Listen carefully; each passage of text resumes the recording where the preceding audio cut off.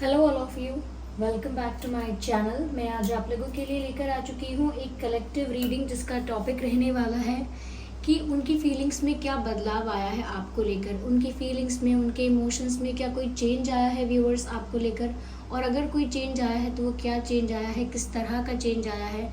Okay, हम ये जानने की कोशिश करेंगे। रीडिंग जनरल है, कलेक्टिव है, तो हो सकता है कि आपके सिचुएशन के साथ एक्यूरेटली रेजोनेट करे।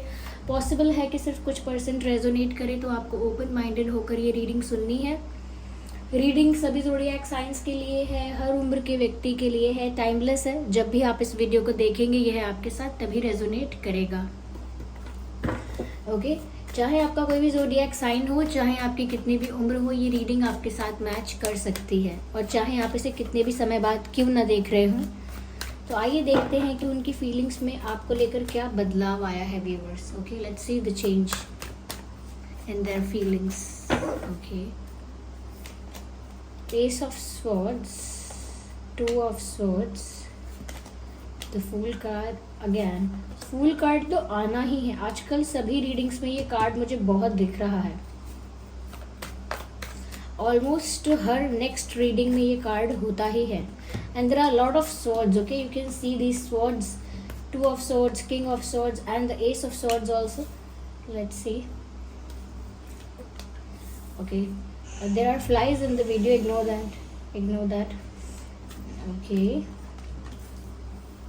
2 of swords and the king of swords and 4 of cups.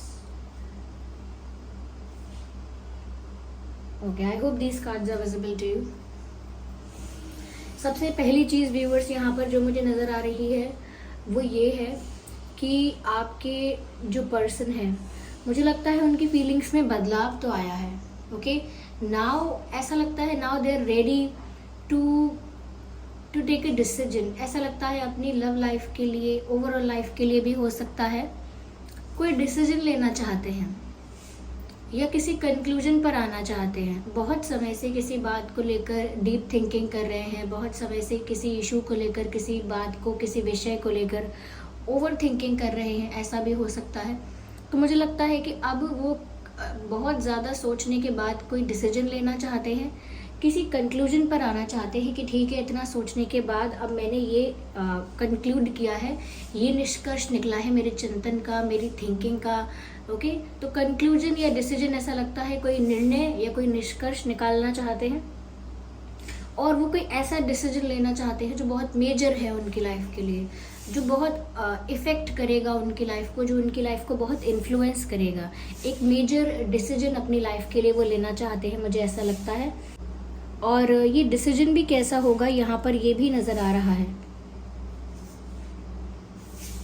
मुझे व्यूअर्स। ये भी नज़र आता है यहाँ पर, ये ऐसा भी लगता है कि चेंज इनकी फीलिंग्स में ये भी कुछ आया है कि कहीं ना कहीं पहले ये इग्नोर कर रहे थे बहुत सारी चीज़ों को।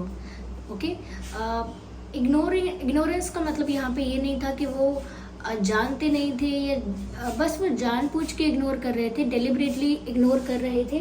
क्योंकि यहाँ मुझे ऐसा लगता है कि जैसे डिनाई कर रहे थे किसी चीज़ को, अब तक कोई रिश्ता, अपने इमोशंस, फीलिंग्स, कोई सच्चाई ऐसी, कोई रियलिटी ऐसी जो कि इनकी रियलिटी है।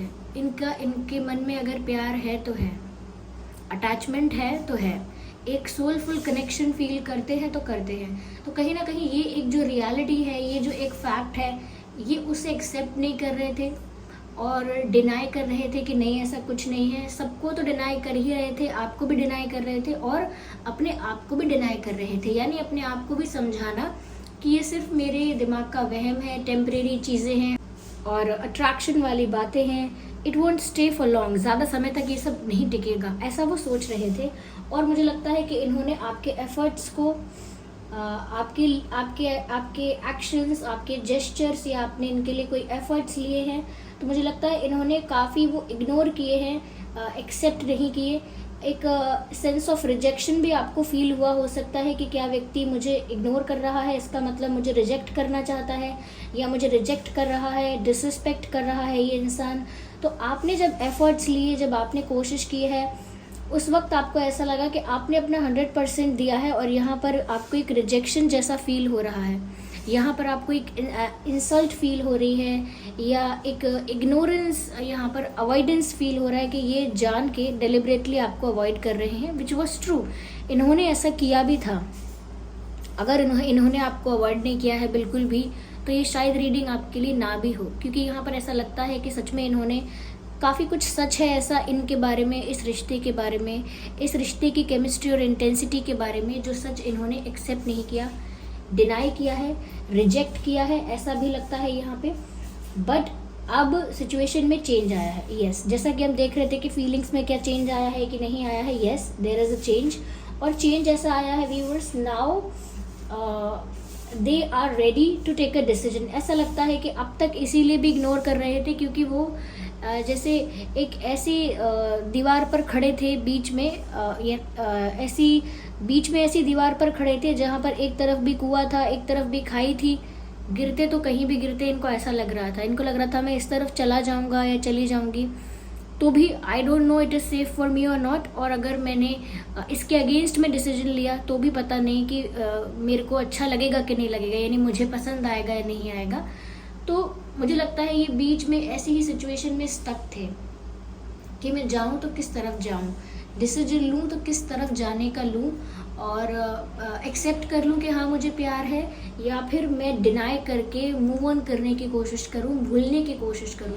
तो ये एक ऐसे स्टेज पर आकर स्टक हो गए थे जहां इन्हें समझ में नहीं आ रहा था, और काफ़ी टाइम से स्टक थे क्योंकि यहाँ पर ऐसा लगता है क्लैरिटी नहीं थी। क्यों? मैंने कहा ना कि वो डीप थिंकिंग कर रहे थे, बहुत ज़्यादा कैलकुलेशंस कर रहे थे, बहुत ज़्यादा एनालाइज कर रहे थे, और अगर आम भाषा में कहूँ तो सिर्फ और सिर्फ ओवर थिंकिंग कर रहे थे, क्योंकि कोई डिसीजन लेना चाहते थे, बात को कंक्लूड करना चाहते थे, कंक्लूजन निकालना चाहते थे, ऐसा था यहाँ पे। तो इसी वजह से ये स्टक हो चुके थे, लेकिन अब लगता है कि ये उस स्टक एनर्जी से बाहर आ रहे हैं। The energy is gaining momentum. ऐसा लगता है जैसे प्रिपेयर हो रहे हैं, एनर्जेटिकली, मेंटली प्रिपेयर हो रहे हैं to take a decision, mentally prepare हो रहे हैं टू मेक अ कंक्लूजन, ऐसा लगता है।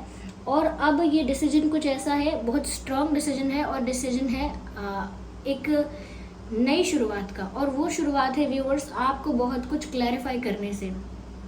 कहीं ना कहीं डिनायल के चक्कर में या अवॉइडेंस के चक्कर में इन्होंने बहुत सारी चीज़ें जो सच हैं वो आपसे डिनाई कर दी। जैसे इन्हें प्यार है, लेकिन हो सकता है आपके सामने ऐसा बिहेव किया कि नहीं है, जैसे ये आपको पसंद करते हैं या ये भी इक्वली इंटरेस्टेड है, लेकिन आपके सामने शो किया कि वो बिल्कुल भी इंटरेस्टेड नहीं है, इनफैक्ट उनको कोई पड़ी नहीं है, कोई फ़र्क नहीं पड़ता है। तो ऐसा शो किया, ऐसा बिहेव किया, और कहीं ना कहीं आपने जो एफर्ट्स लिए उनको क्यों इग्नोर किया, उन एफर्ट्स को क्यों अप्रिशिएट नहीं किया, कंसिडर नहीं किया, और क्यों अच्छे से रिस्पॉन्स नहीं किया। तो बहुत सारी चीज़ों को लेकर उनके पास एक अच्छा खासा क्लैरिफिकेशन है जो कि वो आपको देंगे। एक रियल क्लैरिफिकेशन, यानी कि रियलिटी जो है वो सामने आएगी, रियलिटी खुद भी कन्फेस करेंगे और बहुत सारी चीज़ों को क्लैरिफाई करेंगे, क्लियर करेंगे। ऐसा लगता है कि यहाँ पर ट्रांसपेरेंसी होगी, अब तक नहीं थी। तो उस वक्त ये बहुत इनएक्टिव थे, बिल्कुल एक्टिव नहीं थे, और बैक सीट पर जाकर बैठ गए थे, बिल्कुल भी सिचुएशन में कोई इन्वॉल्वमेंट नहीं दिखा रहे थे। पर अब ऐसा लगता है कि एक नई शुरुआत करना चाहते हैं। और जैसा कि मैंने कहा कि काफ़ी लोगों की रीडिंग में मुझे ये चीज़ कॉमन भी नज़र आती है, काफ़ी मैं रीडिंग कर रही हूँ तो हर अगली रीडिंग में मुझे ऐसा ही मैसेज मिलता है कि काफ़ी लोगों की लाइफ में एक नई शुरुआत हो रही है। काफ़ी लोगों की लव लाइफ में भी, करियर में भी, ओवरऑल लाइफ को देखा जाए तो भी ऐसा लगता है कि एक नई शुरुआत हो रही है, एक रिफ्रेशमेंट है, एक नयापन है, एक ताजगी है। ओके, चाहे लाइफ के किसी भी एरिया को, किसी भी एस्पेक्ट को देखें, लेकिन एक न्यू बिगिनिंग हो रही है, ऐसा लगता है। तो अब वो स्टक सिचुएशन से बाहर आने के बारे में सोच रहे हैं या आ चुके हैं, और उन्होंने जो भी डिनायल, इग्नोरेंस या अवॉइडेंस किया था उसको लेकर अब वो क्लैरिफिकेशन आपको देंगे। बहुत सारी और रियल चीज़ें हैं जो आपसे कन्फेस करने के बारे में सोच रहे हैं।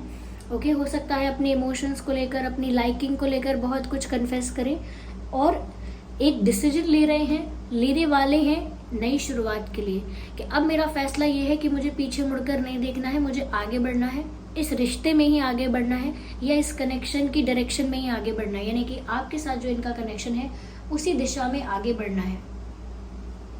ओके, तो ये एक न्यू स्टार्ट के लिए आपके साथ एक नई शुरुआत के लिए मुझे लगता है ये तैयार है।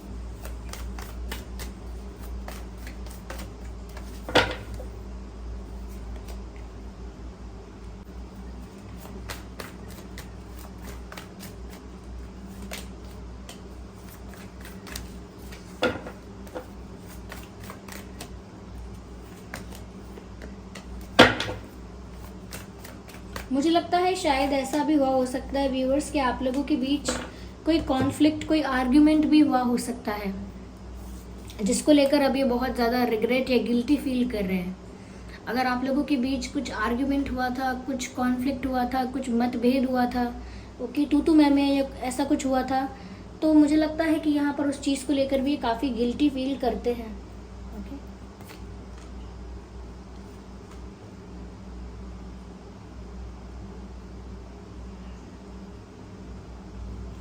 व्यूअर्स मुझे ऐसा भी लगता है कि उनको ऐसा भी महसूस होने लगा है दैट कि आप लोगों के बीच जो भी इश्यूज हुए हैं, अगर कोई किसी तरह का अगर कोई कॉन्फ्लिक्ट भी हुआ है, तो उनको लगता है वो आउटसाइड इंटरफेरेंस की वजह से हुआ है, आप दोनों की वजह से नहीं हुआ है। यस, आउटसाइड इंटरफेरेंस यहाँ नज़र आ रहा है, चाहे आपकी तरफ से हो या इनकी तरफ से, but there is an outside interference. मुझे ये भी लग रहा है व्यूअर्स कि जो भी फैसला लेने वाले हैं बहुत ज़्यादा सोचने समझने के बाद लेने वाले हैं। ये कुछ भी यूं ही नहीं करने वाले हैं, ये जो भी करते हैं बहुत ज़्यादा सोच समझकर, बहुत ज़्यादा कैलकुलेट करके करते हैं। यस, तो मुझे ऐसा लगता है व्यूअर्स कि आपके साथ इनका जो भी इशू था उसे रिजॉल्व करने के बारे में सोच रहे हैं। साथ ही साथ जो भी आउटसाइड इंटरफेरेंस इस कनेक्शन में था, वो चाहते हैं कि ऐसे आउटसाइड इंटरफेरेंस को इस कनेक्शन से रिलीज़ किया जाए, हटाया जाए, और ऐसे लोग जो कहीं ना कहीं आप लोगों के बीच मिसअंडरस्टैंडिंग या और भी इश्यूज क्रिएट कर सकते हैं, ऐसे लोगों से इस रिश्ते को प्रोटेक्ट किया जाए। That's what they are thinking. वो सोच रहे हैं कि ये जो रिश्ता है ऐसे तो बार बार अफेक्ट होगा अगर आउटसाइड इंटरफेरेंस रहेगा, तो वो चाहते हैं कि बाहर के लोगों की वजह से इस रिश्ते को और भी ज़्यादा आगे अफेक्ट ना हो, इस रिश्ते को प्रोटेक्ट करना ज़रूरी है, इस बारे में सोच रहे हैं। और एक फ्रेंडली वे में आपको अप्रोच भी करने वाले हैं, ऐसा लगता है।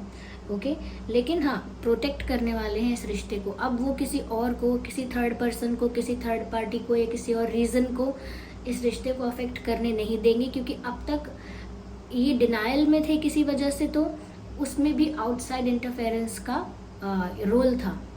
क्यों ये डिनाई कर रहे थे? क्यों इनको लग रहा था कि अगर मैंने सीरियस भी हुआ इस रिश्ते के लिए, या मैं अगर कहीं ना कहीं इमोशनली अटैच भी हुआ या हुई, तो मेरे लिए क्या गलत होगा या मेरे लिए क्या अच्छा नहीं है इसमें। ये भी इसी वजह से यहाँ पर रुकावट आई, क्योंकि यहाँ पर आउटसाइड इंटरफेरेंस था। कहीं ना कहीं दूसरों का एडवाइस, दूसरों का सजेशन, इन्फ्लुएंस यहाँ पर था, जिसकी वजह से इनको एक्सेप्ट करने में टाइम लगा और ये डिनाई करते रहे या करती रही। लेकिन अब मुझे लगता है एक फ्रेंडली अप्रोच के साथ ही आपकी तरफ बढ़ने वाले हैं, क्योंकि डिसीजन तो लिया है आपके साथ नई शुरुआत करने का, और ये किसी और को अब बीच में नहीं बोलने देंगे, किसी तरह के कॉन्फ्लिक्ट्स नहीं होने देंगे। They are going to protect this connection from every outside interference and from every difficulty. जो भी टफ सिचुएशन आएगी, अब वो सिचुएशन को हैंडल करेंगे, फेस करेंगे, बट इस रिश्ते को प्रोटेक्ट करना चाहेंगे, प्रिजर्व करना चाहेंगे, and that's what they are thinking. तो थोड़ा सा ऐसा लगता है टेंशन और थिंकिंग अभी भी है, ये इंसान बहुत ज़्यादा सोचता है, इनकी आदत भी है बहुत ज़्यादा सोचना, लेकिन हाँ, फीलिंग्स में बदलाव आया है। तो पहले भी अगर इन्होंने आपको हर्ट किया था, डिसरिस्पेक्ट किया था, तो उस वजह से भी इनको गिल्टी फील हो रहा है। ओके, और ऐसा भी लगता है व्यूअर्स कि इनकी फीलिंग्स में चेंज तो आया है, चेंज आया है, क्लैरिटी ज़्यादा आई है। अपनी फीलिंग्स को लेकर पहले डिनायल में थे, लेकिन अब एक्सेप्ट कर रहे हैं, कहीं ना कहीं एक डिसीजन ले रहे हैं, क्योंकि पहले ये इतने ज़्यादा स्टक फील कर रहे थे। ये 2 ऑफ स्वॉर्ड्स का कार्ड आप देख सकते हैं, बीच में बहुत ज़्यादा स्टक फील कर रहे थे, क्लैरिटी नहीं थी, विजन नहीं था कोई कि करना क्या है, कैसे करना है, करना भी है कि नहीं करना कुछ इस बारे में। लेकिन अब एक नई शुरुआत के लिए तैयार हैं, आपको अप्रोच करेंगे, क्योंकि इन्होंने एक ऐसा एक इरिवर्सिबल डिसीजन लिया है, जिससे बदलेंगे नहीं, जिससे पलटेंगे नहीं, ऐसा कोई डिसीजन लिया है। और मुझे लगता है कि अब ना ये टफ फाइट देने वाले हैं, ऐसे चैलेंजेस को, ऐसे ऑब्स्टेकल्स को जो इस रिश्ते को हार्म कर सकते हैं। यहाँ पर वाटर साइन भी है, यहाँ पर एयर साइन है और यहाँ पर फायर साइन भी है। ऑलमोस्ट सभी साइंस टैरो रीडिंग में इंक्लूड हो जाते हैं, तो साइंस के बारे में चिंता मत कीजिए। ओके, ये आपको कॉल कर सकते हैं, मैसेज कर सकते हैं बहुत फ्रेंडली वे में। ओके, एक फ्रेंडली जेस्चर कर सकते हैं। तो ये मत समझिएगा कि ये तो बस फ्रेंडली बिहेव कर रहे हैं, ऐसा नहीं है। मुझे लगता है कि ये आपको धीरे धीरे सब कुछ क्लियर करना स्टार्ट करेंगे। यस, यहाँ पर क्लैरिफिकेशन की बहुत एनर्जी है, बहुत सारे कार्ड मुझे ऐसा दिख रहा है कि क्लैरिफाई करेंगे ये आपको। Yes,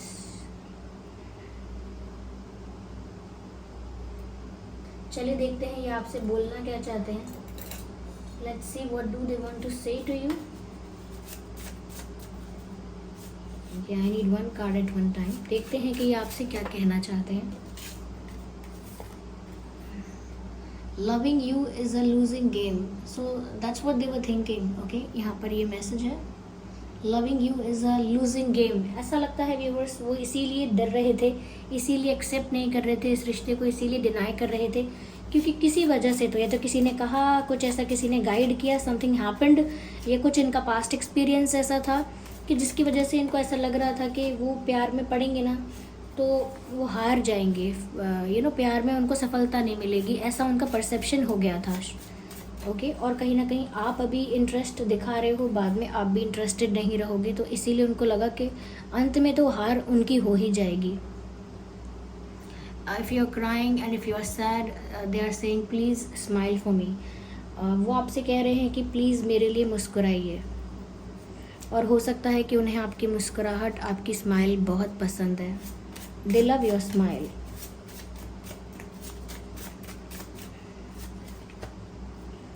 I see you every day। तो या तो आप किसी ऐसी कॉमन जगह पर जाते हैं जहाँ ये आपको देख सकते हैं, दूर से, पास से, कहीं से भी, या फिर सोशल मीडिया पर आपको डेली स्टॉक कर रहे हैं। Okay, I need one card.